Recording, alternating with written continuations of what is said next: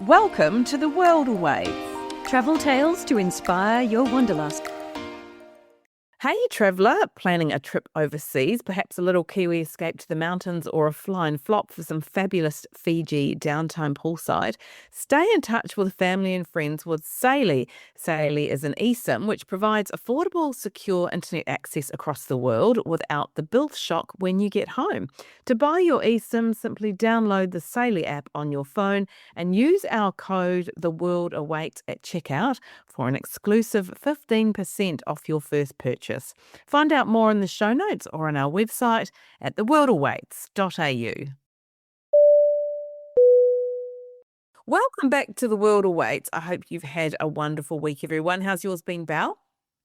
Well, I've been trying not to bend as I've thrashed it on the yoga mat, and I am feeling it. Apart from that, I've been watching the Spirit of Tasmania 4 get its hull strengthened. It's currently berthed at Williamstown in Melbourne's Western Port. So lovely to see Australia's iconic ferry near your front door. And a public service announcement if you are heading to Tasmania for Dark Mofo in June, its sister ship, the Spirit of Tasmania 5, will actually become part of the Dark Park precinct as it's part of the public installations for this deeply weird, deeply Tasmanian festival created by the Museum of Old and New Art, or MONA. I love Mona so much. Even just getting there is a fun experience in itself. Yeah, absolutely. Me too. But you've got to rug up because midwinter in Tassie. But apart from that, ate way too many hot cross buns over Easter. Traditional, no fruit, no Dubai chocolate, no freak free for me. Thank you very much. And celebrated one of our reels going viral, which was so exciting. If you want to check it out on Instagram, I was talking to Point Hacks podcast Toby Venus, and he was sharing this deeply fabulous and apparently deeply guarded tip about how to earn points, and it absolutely went off. A lot of people were actually quite cranky because they were saying, don't tell everybody about it. So jump on and take a listen to that. And also, Kirsty, I am planning a trip to Japan in about a week's time. So, oh my gosh, I'm a little bit stressed. So I am deep in the weeds on the research on that one. Oh, that's so exciting. My gosh, Japan, I love it so much. And we're actually have an episode coming up with an author and writer who spent 2 decades living in Tokyo next week too. So make sure you stay tuned for that one. Well, I actually spent Easter at Phillip Island and did a bit of hiking and biking, as I always do.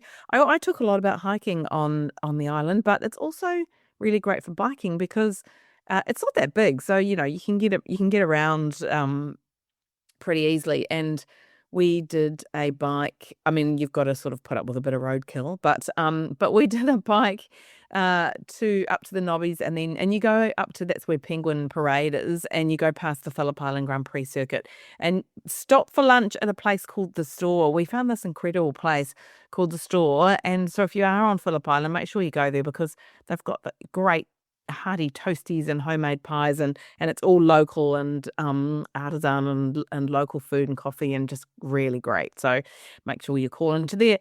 And I also this week had my first round of editorial feedback for my psychological suspense, which is being published next year by Bloodhound Books, which is so exciting, just in case you missed that news. So I'm going to be head down doing quite an extensive round of edits on that. And it's really fun how collaborative this whole book process is. And you don't really know, obviously, until you go through it yourself. And it's, the publishers and your agent, they talk to you about your book like your characters are real people, and they're real people to me. So, so it's really nice because, yeah, I see them as real people, and even though I've made them up, so it's real fun. It's really fun. Yeah, it's nice. It feels like people really believe in your world, and yeah, so that's what I'm going to be doing. And I also have just launched an author website, so that's just so people can keep up to date with my book news, and so please sign up for that, and we'll put a link in the show notes, and I promise not to spam you. Oh, I'm so looking forward to that. Well, this week we have some new research for you about whether travelers use cash or card when they travel. So TravelX has launched some new research. It shows 69% of travelers, that's you guys, still choose cash when they travel, which on one hand I kind of find a little bit bizarre, actually.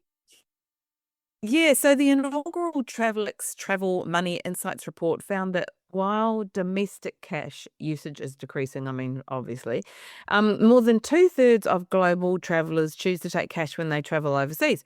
And so travelers are also increasingly buying money for travel weeks in advance too. They're not leaving it till last minute. Really? Well, anyway, I'll just step away from my personal friends for that one.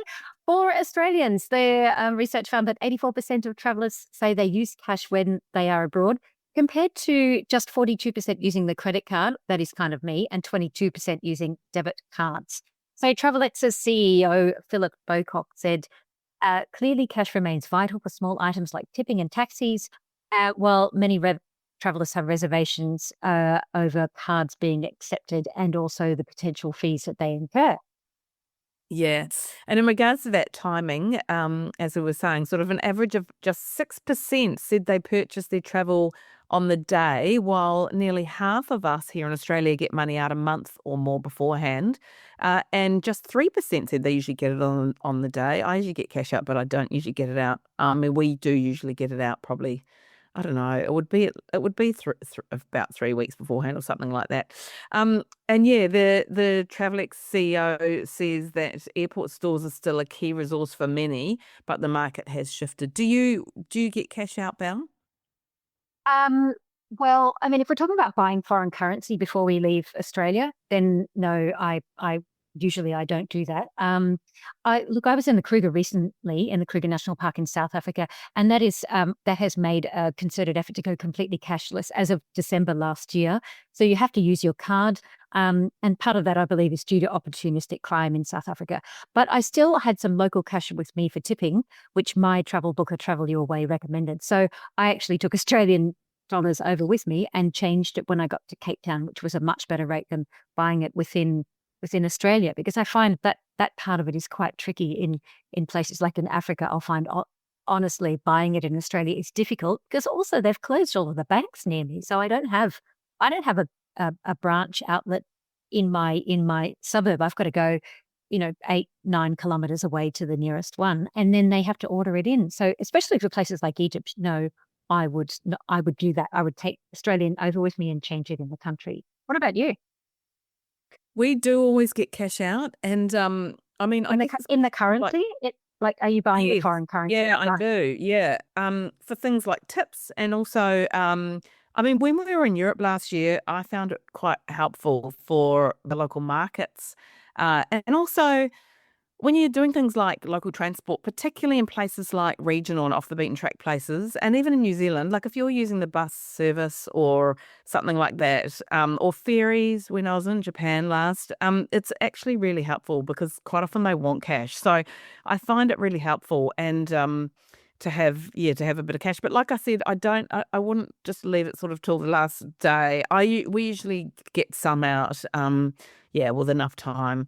And I've always found it helpful and I've always used it. So it's not like you have to then worry about coming back in the conversion rate and not getting your money back. But I guess for a lot of people, it's also just peace of mind. So yeah, that can be a good reason to have a bit of cash.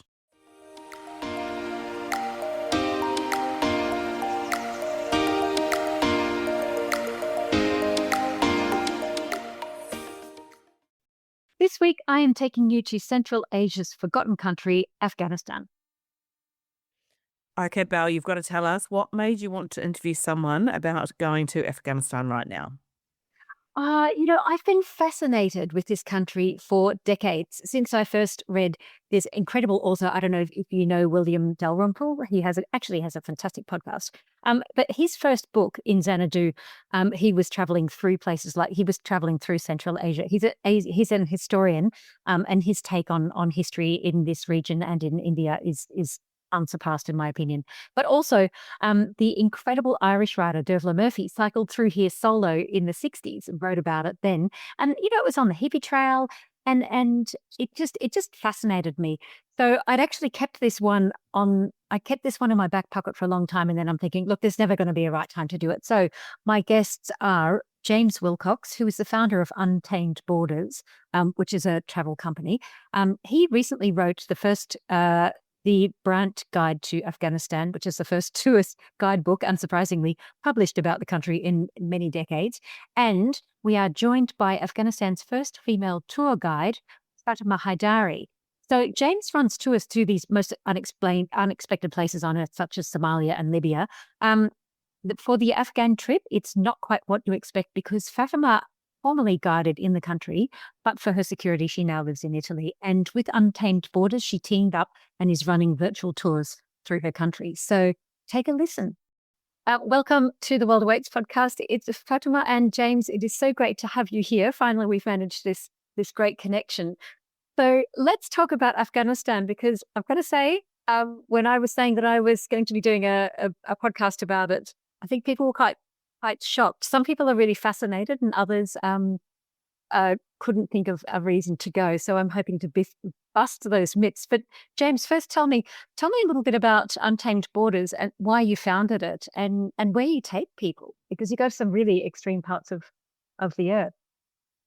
Yeah, so we work across a region that includes the Middle East, so the Northeast and Central Africa, the Russian Caucasus, and Central Asia, as far as India and Western China.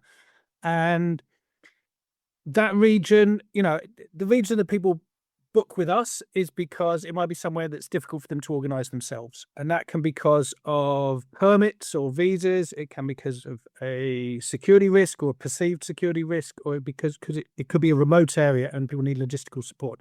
And in that region, there's plenty of scope for us because all those things happen. And we began by running trips in Pakistan and Afghanistan. And kind of the reason for that is I traveled quite a lot in Asia and different parts of Asia. And in all of the places I've been, whether it was Russia or East Asia or South Asia or the Middle East, I kind of had an expectation of what it would be like before I went. I mean, of course, I found loads of surprises, as we all do when we travel. But in the middle of that, there's an area called Central Asia, which is all the places that end in Stan. And certainly, this is 20 years ago, I really didn't have an idea of what that area would be like. Like, I knew it was a place where all these other areas which I was familiar with touched, but what was it going to be like? And then I went there and I really fell in love with the region. And it is a mix of all these different places. You eat sort of kebabs, but with green tea. You have people wearing sort of South Asian sort of shalwar kameez, but driving Russian Kamaz lorries. It's this cross of all these different areas. And most of that area was under Russian or Soviet influence for over 100 years, and so has a sort of a certain theme to it, whereas Afghanistan wasn't, for various reasons, geopolitical reasons, which we don't have time to go into. And so Afghanistan had this kind of a very traditional social and cultural element to it, which nowhere else I've been on in the world had. And I just became sort of entranced by.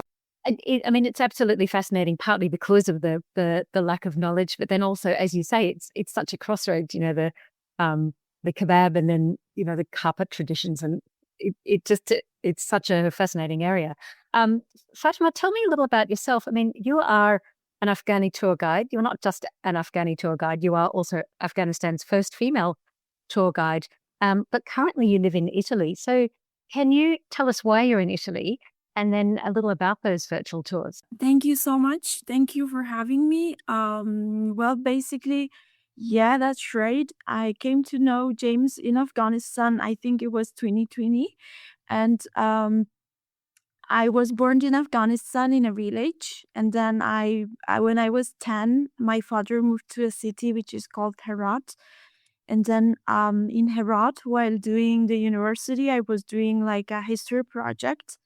And I just eventually came to understand that Afghanistan is so beautiful. Like, historically, it has been the graveyard of empires, which has a negative side, but also each of those empires probably left something worth of being like explored positively. That's why I created like a Facebook page and then started writing about, like, I don't know, posting a picture of the people, of culture, I don't know, the places, and then there were these two Ukrainian tourists that contacted me that we are coming to Afghanistan and we want you to show us your city if you have, of course, the energy and the time. And for me, it was like something very interesting because, first of all, I could practice my English. And then, as Afghans, we don't have like a really powerful passport to travel. So I was like, okay, I get to know a lot about their country. And I basically guided them one day in the city. And that's like how they suggested me to James' company. And next time, James came with a group of tourists, and we were like in the city for one day, and then they somehow hired me. And I think that's why that's where I started to do tour. I mean, to guide tours, and eventually became like the first female tour guide of Afghanistan. Amazing. So, but now you live in Italy. Um, so tell me how you ended up in Italy. Oh yeah. So in Afghanistan, like CNN shared my story basically. And this like kind of made the situation a little bit sensitive, but also before Taliban, for example, I was working for Untamed Borders, but also there was a local company that I was working for, and they were telling me that okay, I had to be careful. I might have like turned into a target for the Taliban. So I had like compared to a male tour guide, I had to be extra careful. For example, I had to like dress in a way that I don't attract that much of attention, or I had to, for example, let the I would say security council know before my guests were coming. Like I had to give the guests information to them in case something would have happened, or even before I had to, for example, come home very early. I couldn't take my guests for dinner, so I was always asking the driver to do so, or I had to go like later in the morning. And when Taliban took over the country, basically I kind of lost everything because beside being a tour guide, I was a university student. I was studying journalism and mass communication. I was like once in a week I was running a radio program which was called Winner Woman, where I wanted to amplify the voices of women who I don't know, who were like not heard in the society. And then also together with 10 of my friends, we had a small organization for women empowerment. We were teaching like English, mathematics, and preparation for university entrance exams. So I kind of, when the Taliban took over, everything was closed for the organization. I was so scared, or we were so scared that we burned the documents, for example. The company told me that tourism is cancelled in Afghanistan. The university was closed, so I had nothing to do. And plus, everybody was telling me to leave because with my profile, if the Taliban would have captured me, they would have, I don't know, not only harmed me, but also my family. But also, I have been growing up with the stories my mom have been telling me about the Taliban. And I before coming to Afghanistan, they were bombing like schools, universities. So I also have seen those things, and that's why I decided to leave. So outside of Afghanistan, there were people, for example, James. I mean, totally Untamed Border Company, and then there were other people I met in Afghanistan. All of them were working so hard to get me out of Afghanistan, like calling the embassies, giving my name to the list of evacuation, and then doing fundraisings, and so on. So when Taliban took over, I was in Kabul, and I took an evacuation flight from Kabul to Kuwait, and then from Kuwait to Italy. Before I was supposed to go to Spain, but things happened so fast, so it just came that I come to Italy. Like I didn't know a lot about Italy, so I basically discovered it here, and I think I was lucky to come here because it's such a beautiful country. Yeah, absolutely. I think so too. Um, I'm going to step back a little now. I mean, when you were guiding and you were showing people through Afghanistan, the question is, a lot of people, well, I think particularly in Australia, Central Australia is becoming some way that we're more aware of, but not Afghanistan in particular. So why would you visit Afghanistan? I mean, I'm going to let Fatima talk a little bit about her home city of Herat, but I mean, you were saying that Central Asia is becoming a little bit on people's radar. I mean, that's because all of Central Asia was, up until 500 years ago, Central Asia was the center of the trading routes between East and West. It was the central point of what they call the Silk Road. And so these places, 1,000 years ago, these were the centers of mathematics, of learning, of architecture. These were like the most advanced places in the world. And so you have a lot of sort of remains of that. People who might have seen photos of Uzbekistan, and have seen Samarkand and Bukhara, what they might not know is that this was built under Amur Timur, the great leader of the Uzbeks. And everywhere he conquered, he brought back all the artisans from the different countries and built this huge capital in Samarkand. But his son moved the capital of the Timurids to Herat, and they built this huge city there. And his wife, Shah Goashad, instigated this building project, which included the world's largest mosque, which included these incredible minarets, and all of that is still in Herat. So it has a lot of history. It has a lot of stuff to see.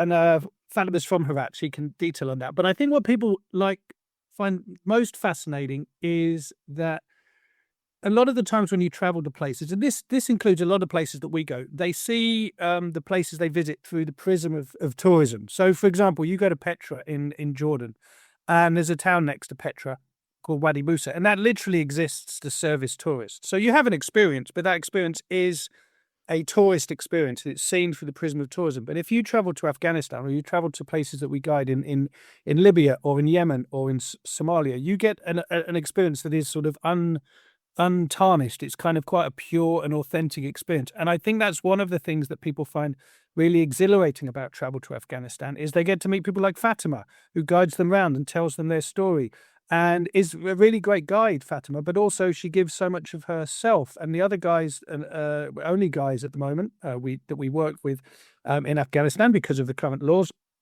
they do the same. You get an experience of what a country is really like, and a country that's probably so different from where you come from. So that experience often lives long in the memory. That's my experience of why people enjoy Afghanistan and have really found it such a rewarding experience. I don't know, Fatima, what are your favorite places to guide? Thank you, James. And well, yeah, I totally agree with James, but also I think I agree more on Afghanistan being a very different country, but also for years, I think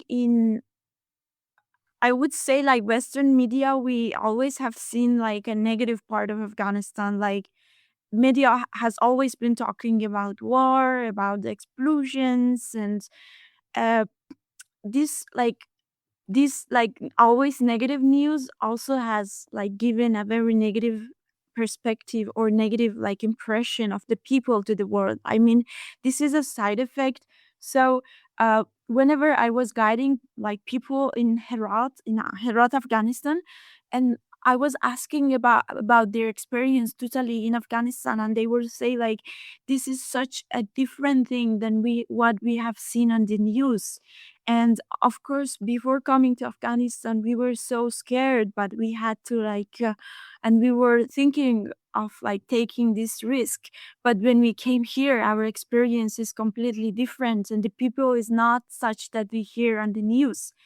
And I think culture like plays a great part because Afghanistan is a very tribal country, so it's also very diverse when it comes to culture, like language, food. I don't know, even music. Herat, for example, is very famous for poetry, the way people dress. So I think if you go there, you see a lot of diversity, but also the hospitality of the people, like it was amazing for the foreigners to come and see how welcoming people were, or how inviting they were when, and how happy they were to meet them, but also to invite them, I don't know, for a tea, for food. And but also I think naturally it's a very mountainous country, which I think makes it amazing to explore.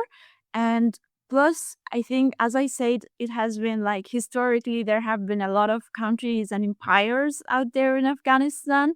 So it's also very different in terms of like tourist attraction. For example, if you go to Herat, it's a very historical city. But if you go to Bamiyan, it's also historical, but also naturally it's very rich. And if you go to Kabul, it's a very, like, I would say a little bit chaotic because it's so crowded, but at the same time it's different, and is the same for the people.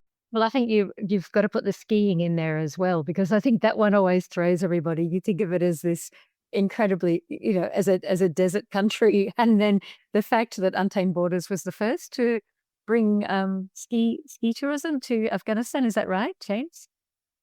Yeah, that's right. And I think, ski tourism, like what Fatima was saying about, because people do have this a lot of people do have a preconception about Afghanistan, and skiing is one of the things I like to talk about a lot, because, as you said, people have a preconception that Afghanistan's just a big desert, and the fact you can go skiing there already breaks some of that preconception. So once those preconceptions are broken in one way, you might be able to break them in another way, that there's actually a lot of value in visiting Afghanistan, and there's a lot of interest, both, as Fatima says, geographically, historically, and culturally. And so, we started developing the ski tourism in 2011. We still bring ski tourists there every year. And I mean, it's a huge story. There's been a number of films about the skiing in Afghanistan. There's one just been nominated for a Sports Emmy in the States called Champions of the Golden Valley. If some of your guests want to watch that, that's very interesting.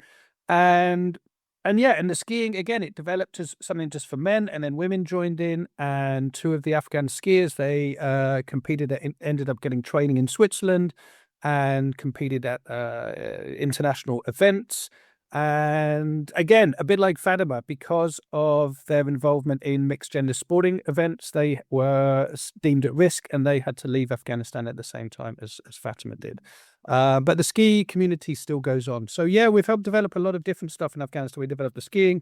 I was fortunate to be one of the organisers of a marathon race in Afghanistan for 6 years, which to date is still the only mixed gender. Those 6 races are still the only mixed gender sporting events ever held in Afghanistan. So we're really proud to be able to help develop different parts of the tourism sector and sports sector in Afghanistan. Amazing. So, I mean, now let's talk about actually visiting there. At the moment, of course, everything is pretty much off limits. And when I check our government warnings for it, it's like, do not go. If you go, you'll be on your own. It actually tells you to write a will before you go. On the government warnings, it's not really helpful to talk about tourism in that. Before this war broke out, then how easy was it to travel in Afghanistan for foreigners?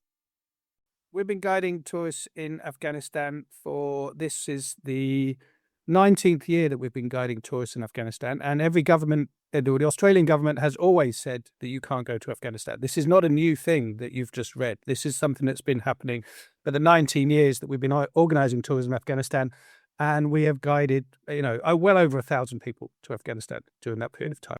There's never been a time in Afghanistan where there has been no threat of conflict. So I'm quite happy to talk about it in the present day. I mean, the present day is whilst I'm not trying to belittle what's going on in the Middle East, and while I'm not trying to belittle what's going on between Pakistan and Afghanistan, we have tourists in Afghanistan at the moment. I mean, we continuing to guide in Afghanistan. So there are risks. There are risks to travel. There's risks to travel to a lot of places that we guide in, and but at the same time, there are millions of Afghans that go to work and live and travel every day.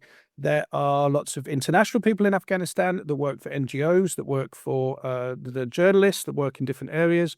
There are lots of things happen every day in Afghanistan. And the way that we operate in most of the countries are how a sort of mid-range NGO would work with regards to security. We're not talking about Médecins Sans Frontières on the front line of somewhere. We're talking about a mid-range development organization, and we would work in a similar sort of way to that.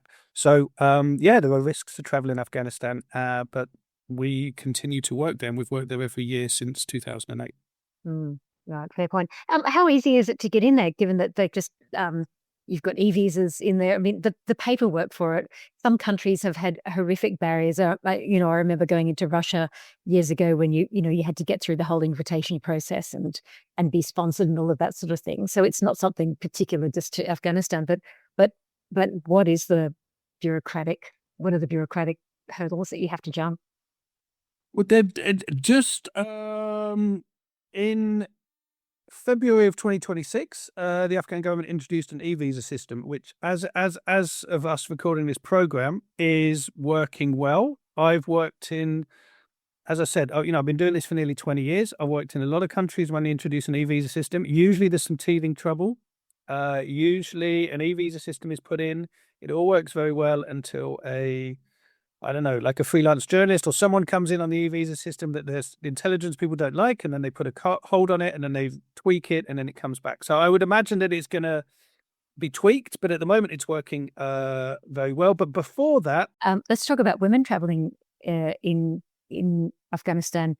Can women travel safely in Afghanistan, and do you need to have a male guardian?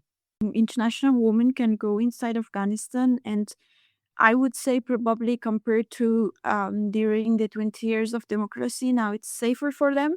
I don't say this to promote tourism, but I just say this because before, the ones who are creating insecurity for the government was Taliban. Now Taliban is in power, so there is nobody else to fight them.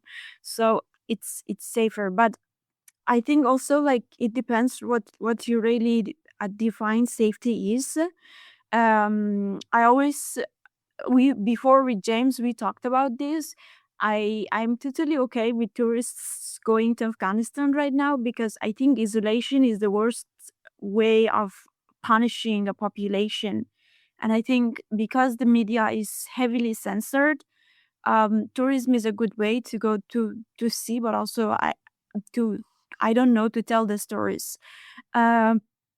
But there have been like certain way of tourism or tourists who go there, and when they come back, they try really hard to normalize Taliban. I think that's my problem. I have seen particularly influencers going there, taking pictures with Taliban, with their guns, with how the Taliban is different than what the media says, or how kind Taliban have been to them.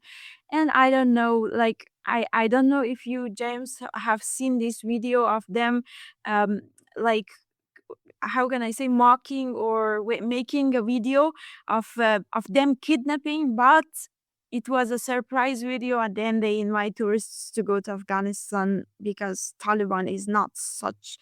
It was scary, but because I think, as James said, the reality of Afghan women living in Afghanistan and foreign women, or generally tourists going to Afghanistan, is very different. You go there as a tourist, you see you see what Taliban shows to you, but also you see people smiling still on the streets, but that doesn't mean like the reality is so easy for them. Like, a lot of freedoms that foreign tourists and women, for example, foreign women goes there and enjoy, Afghan women are not able to do so. They cannot, for example, go to a lot of public parks, a lot of attractions, and a lot of other things that they're not allowed to, especially when it comes to very basic fundamental rights like education, freedom of movement, and even, like, for example, dressing. Or the problem is that the rules or the restrictions when it comes to the local woman gets worse every day. For example, in their most recent penal code, Taliban introduces a woman as a slave and the man as the master, or it codifies that a man is allowed to beat his wife until her bone is fractured. If it's fractured, the woman can complain, but she has to prove that her husband did so. So it basically codifies or allows violence. And I think when tourists go to Afghanistan, they really cannot deep or dive this much deep into the reality of what Afghan women live. So I truly believe that neutral tourism is good still, because it helps a lot of local businesses, and plus I think it helps us to get out of isolation just a little bit. And I also hope that Taliban seeing foreign women going to Afghanistan, I don't know, some of them change their mindset, seeing that how capable women are and traveling. I am just so much against the type of tourism that normalizes Taliban and whitewash their crime out there in Afghanistan, because that undermines what we resist for, and how we resist for, and what we endure also. Uh, and I think we have to we have to, how can I say, we have to understand that what we experience in 1 week in Afghanistan is not the reality of Afghan women. And for us, Taliban is still that scary group who killed us for years. And you normalizing it is like hitting us harder or punishing us harder, killing us harder. So I truly believe that it's good to go there to amplify the voices of the people of Afghanistan, not the Taliban. Your role now then as a providing virtual tours in Afghanistan helps bridge some of that for people who can't, for whatever reason, choose not to go physically to the country, but you still can have that experience. Tell us a bit about your virtual. I enjoyed being a tour guide a lot in Afghanistan, in the sense that it helped me become independent economically, but also I was truly enjoying that as somebody who wanted to be a journalist, because that's kind of like a storytelling thing, and getting to know a lot of people. So I was truly sad when I came here, not being able to continue my job. So talking with James, we came to this idea of virtual tours, and we organized it for the first 2 sessions. It worked well, and there were people who wanted to participate, so we continued. So I have basically 2 virtual tours. One is from Herat, the city I live, and guided tour mostly. Another is from Central Road, which takes us to Kabul, Bamiyan, Gore, where I was born, and then Herat, the city I lived.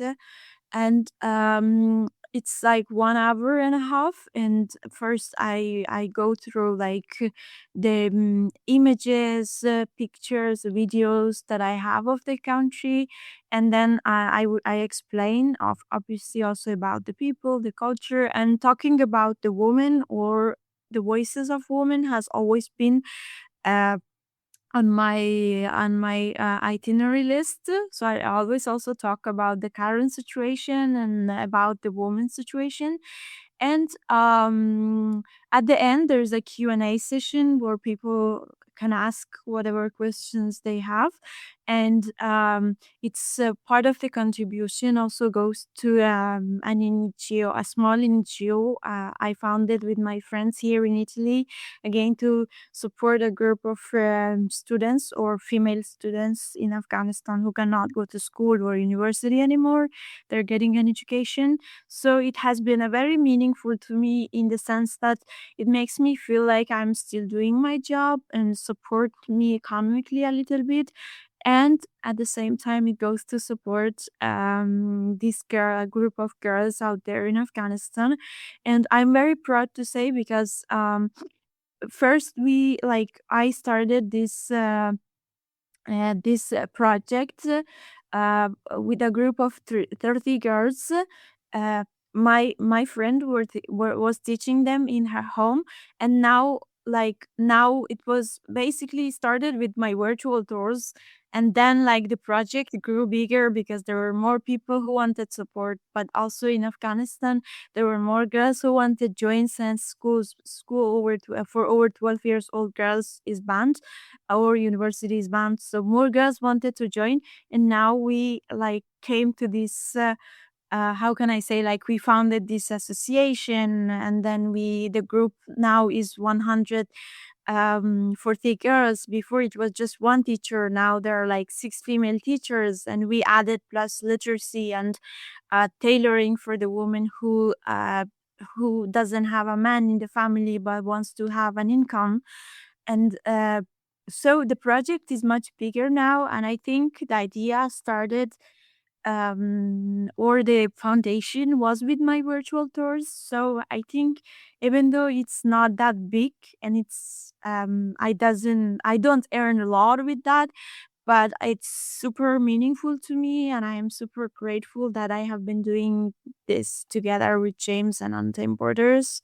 Also because I was working with Untamed Borders before, so it has been nice continuing to do so even though online. So it's a way for me to resist. I think it's not just a virtual tour, it's also a way for me to resist and to defy what Taliban is imposing on women right now. And I think it has been such a nice way of defying them. Uh, I think sometimes like to fight like the oppressors, it doesn't mean to have guns or to use violence, but we like as Afghan women find different way or our own way of resisting, such that right now in Afghanistan a lot of women do, for example, secret schools, or simply they try to go to out with their own way of clothing when Taliban is not there, or I don't know, wearing a mask in protest. And I'm happy, really, really happy with the virtual tours. That is, I mean, what I'm taking heart from that is that even though we're not physically in the country, for whatever reason, and can't give that contribution in the country, you can still do it as on a virtual level. And I think I would definitely need more than 90 minutes. With everything that's going on in Iran, it made me think of one time that I was in Tehran and I had to get a visa from the Uzbek embassy. And so I got there early in the morning and I queued up and I was halfway in the queue. And a guy came down the queue and asked to see my passport. And it was a British passport. And he pulled me out of the queue and took me inside and sat me down in a room. And I waited there and he made me a cup of tea. And then he came in with these documents and said, "Can I have a look at it?" And it turned out it was the ambassador's English homework. And he asked me if I could like correct it and make it correct. And so I looked at it and it was 50% clearly cut and paste from Wikipedia and 50% in really bad English, which is the worst thing to correct because basically I would have said it's just you have to rewrite this. So I did my best effort. And they said to come back in 2 days. And I was really worried that he'd get his results for this homework in 2 days. But fortunately, I came back and they issued me the visa and went on. And I don't know why I thought of that story. I think it's because of what's been going on in. I've just been thinking of Iran recently and the friends and colleagues that we've got there and my time there. Yeah, when I came to Italy, for example, for the first time, I did experience or I would say it was more of like cultural shocks than like bizarre stories. When, for example, I was we were together with 3 other girls for the first time. When they gave us food, the food was covered, and when we opened, there was an octopus inside. So we all shouted, we throw the food away, and then uh, like we were a group of 70 people, almost had a WhatsApp group, and then now I see that everybody's writing in the group and the WhatsApp group, what is that, what they have given us. And then for 1 week almost we couldn't eat because we thought there is like that thing inside, because Afghanistan doesn't have sea, so we don't eat a lot of fish. And then I didn't know what octopus is, so I thought it's something very bad that they have given us. And I think such stories happen a lot out there in Afghanistan. But in Afghanistan, I think for me, everything was normal. But maybe for the travelers, as James said, it was bizarre, for example. For example, in Afghanistan, I never knew Google Map existed or how to use Google Map. So once I had this guest who went out, and I was so worried that I thought he was lost and that I couldn't find him anymore. But also because he didn't have an Afghan SIM card, so that I could call him. And then I saw him at the end that came to the back to the hotel, and I asked like, "Where did you go?" And then he said, "I went to the bazaar." And like, "How could you find the hotel?" And she was like, "I was using Google Map," and I was amazed. What is Google Map?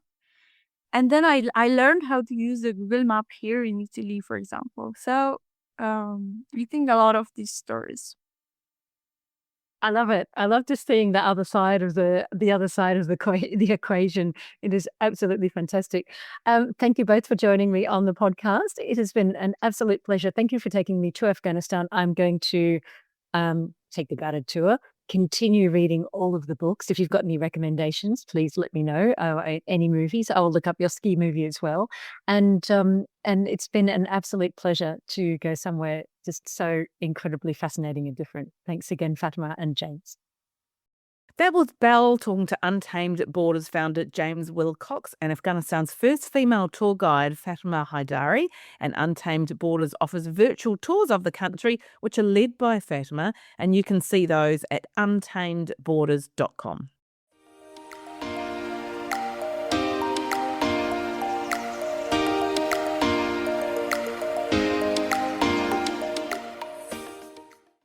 Hey, Belle, have you used an eSIM when travelling overseas?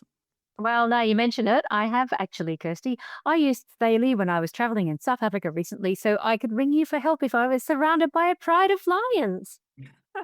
Not really sure I could have helped much with that, but tell us about how, because these things often you wonder how easy are they to install? Well, look, I am on an Android. I know you're all about the Mac, but they are compatible with iPhones as well. And before I left home, I just downloaded the Thalie app, chose the 5 GB plan for South Africa, and activated the eSIM in the SIM manager settings. It was super easy. Then when I touched down, it was all ready to use. Cool. There are Thalie eSIM plans in more than 200 destinations around the world, so you can buy a single country eSIM or a regional plan, such as a Herat plan, and they start at just $6 and work in 35 countries. Look, I thought it was great as I didn't have to log into public networks in cafes and airports, and I didn't have to dance with the dodgy SIM card sellers at the airport. It's created by NordVNP, so I felt confident about the security features, and its ad blocker stops you wasting data on unauthorized pop-up ads. To buy your eSIM, simply download the Thalie app from the App Store on your phone and use our code The World Awaits at checkout to get an exclusive 15% off your first purchase. Find out more in the show notes or at theworldawaits.au. Our tip this week is about eye care when you travel, and this idea comes because I got a very revolting, disgusting, nasty infection. Painful infection in my eye when I was in Bali, and also because a lot of people get really dry and sore eyes when they're traveling, especially people with contact lenses like me. So we thought this was a good reminder not to forget your eyes when you travel. Absolutely. Look, I had something similar, not the painful, ugly, disgusting Bali thing, but I'd done a long haul flight, like I think it had been a couple of days, and spent a lot of time in airports in between. When I got home, I had blurred vision and I freaked out, went to the optometrist the day after because I worried I was just like suddenly losing my sight. But he diagnosed it as extreme dry eye. So first, let's cover the reasons why you get dry eyes. So the eyepractice.com.au says the cabin environment. Sorry, Belle, but did you tell him that you drank a bottle of wine before you went on the flight that day? I didn't. Oh my gosh. Curse you for hell. I absolutely didn't. No, I was like, I think it might have been the time I came back from Bulgaria, and it was 72 hours, 3 long haul flights, and also hours and hours and hours, like I'm talking like 6-8 hours at a time in between at the airports, which are just full on aircon. I hate aircon. It's nothing to do with the wine. I do remember it, and I remember thinking that was very worrying, yes. But I know Yeah. you say that a bit of wine helps you sleep, so I was just thinking. I was beyond it at that point. I was comatose. I was just catatonic. Actually, is the better way of putting it. So, this is how you get. So, this is why you get dry eyes. Anyway, airline cabins maintain humidity levels around the level of the Sahara Desert, literally at 10 to 20%, compared to normal 40 to 60% we experience on the ground, unless you're in the Sahara. And so this desert-like environment accelerates tear evaporation. So your eyes feel gritty and uncomfortable, which is exactly what I had. Also, you've got cabin pressure in there as well. Typically, we're cruising at an altitude of 8,000 feet, affects your body circulation and the tear production. And that constant air circulation creates subtle or sometimes not so subtle wind currents. And that also ramps up the evaporation of your eyes' tear ducts. Yeah, and what they also said, which I didn't know this, but this is quite interesting, is that your tear film, it's got 3 layers. So the outermost oily layer prevents evaporation, and the middle watery layer provides the lubrication, and then the inner mucus layer, which all sounds pretty revolting, but that's what helps tears stick to your eye surface. So in airplane cabins, it can break down really quickly, and so the dehydration from the cabin environment reduces the overall tear production. And for people with existing conditions, and contact lens wearers like me, the lenses absorb any available moisture from an already a tear film that's already sort of compromised. So, but there are some things you can do. So, what are our tips, Belle? There are. First up, you can start hydrating 24 hours before your flight. So your tear production depends on overall body hydration. So take your contact lenses out before boarding long flights, and at altitude, glasses are your eye's best friend. Yes, and avoid those overhead air vents. I hate those things when they blow on my face. I always turn them off. And adjust them to blow somewhere else. Blink deliberately and frequently. This might look a bit odd, but we apparently naturally blink less when concentrating on screens or reading. So they're saying make conscious efforts to just blink. Blink. Okay, blink. All right. Also, drinking water regularly through your flight. Avoiding excessive, and I'm going to use this word advisedly, excessive alcohol and caffeine, because they promote dehydration. I don't know why I always get to read this bit out. The general rule is 1 glass of water per hour of flight time. That's a lot of water. I mean, you'd be trotting down to the loo like it's going out of fashion. Plus 1 extra glass for every alcoholic drink, which I do actually agree with, and I follow this advice as well. Choosing preserved. I mean, glass of water. If you're doing a 14-hour flight, so that's 14 glasses of water in flight. You'd just be hanging in the bog or just making friends in the galley, wouldn't you? Crikey. Anyway, so also they suggest choosing preservative-free lubricating drops for frequent use. Preserved drops can irritate eyes during long flights when you use them repeatedly. So apply those drops every 1 to 2 hours during the flight, or more frequently if needed. And I've got to say, eye drops are now included in my little carry-on kit that I'll always have with me. Yeah, I bet after getting blurred vision, that's scary. And another simple thing they say to do is wear a baseball cap. I mean, it's pretty good if you've got bad hair, right? And on your flight, to minimize downdrafts of that air. For severe symptoms, consider gel-based lubricants or overnight ointments. And they also recommended something I hadn't heard, which is moisture chamber glasses, which are apparently specifically designed eyewear that can help create a microenvironment around your eyes, so they sort of keep moisture going. Does that mean if you had it, does that mean you watch the movie within a sort of film of condensation or something? I don't know about them, but I am going to Google them. I've got to say, I would rather wear glasses than a baseball hat because I'm vain. And also, I mean, God, you come off the flight looking bad enough, let alone whacking hat hair onto the whole thing. Maybe this is an excuse for wearing your sunglasses on the plane because you always look really mysterious, right? So actually, what happened to your eyes in Bali, Kirsty? Because we've talked a lot about the cabin influence, but I want to hear about your disgusting and revolting, disfiguring eye infection. Well, I don't actually know what caused it, but I'm guessing it might have been and this is something they say to avoid, is the tap water. So washing my hands in tap water and then putting contact lenses in, even though I use saline, there could have been residual tap water on my hands, and then I've put the tap water, and then I've put my contact lenses in. I think it would obviously have been something to do with that. And I had just had this terrible pain in my eyes, and I went to the doctor, and they couldn't see anything.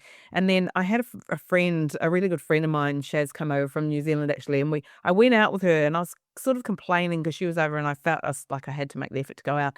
And I had this terrible pain in my eye, and then the next day, and I was complaining about it, but you couldn't see anything. And then they'd put me on antibiotics just in case, because I had to go to a specialist in the end. And then the next day, my eye just completely blew up. And they had said to me, and it was bright red, and it was just really revolting. And my whole eye was, it looked revolting. It literally looked like I needed to go and get some liquid, suctioned out of it or something. And they said to me, it actually can be really dangerous, these infections that you can get in your eyes. So basically they said, don't, with contact lenses, you're not supposed to swim or shower in them anyway. I mean, you're not supposed to it can be really dangerous getting water behind your contact lenses. So, they just said to be, basically you've got to be very careful. Don't shower with them. Don't go and pour water with them. Don't put your head under the water. Even with the goggles on, water can seep in, and it's just really dangerous to get any sort of water anyway, regardless of where you are. But particularly in somewhere like Bali, with the water, and hygiene there, it's just something that you're better to either wear your glasses all the time, or if you are changing your contact lenses, to make sure you use saline and really thoroughly dry your hands. Don't have any water on your hands afterwards, because it was just so painful. And like yours, Belle, your situation, bit scary. So just a reminder really that we all need to make sure we really take good care of our eyes when we travel.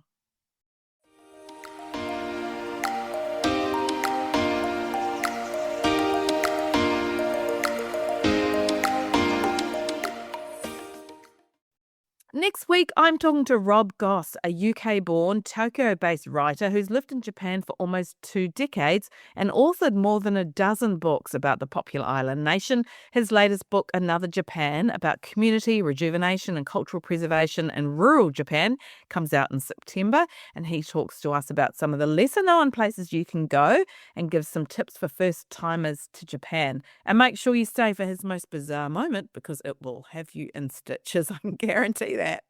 Oh, I can't wait for this one. Maybe I'll just use him for my own research for my upcoming trip. So all I can say about that bizarre moment is no one tires of flatulence, do they? So we would love it if you follow us on socials. You will find us at The World Awaits Podcast on Instagram, Facebook and LinkedIn. And feel free to drop us a line at hello@theworldawaits.au. Or if you are enjoying this episode about flatulence and eye infection, please give us a rating or a review. That's a wrap for The World Awaits this week. Click to subscribe anywhere you listen to your favourite pods. Thanks for listening. See you next week.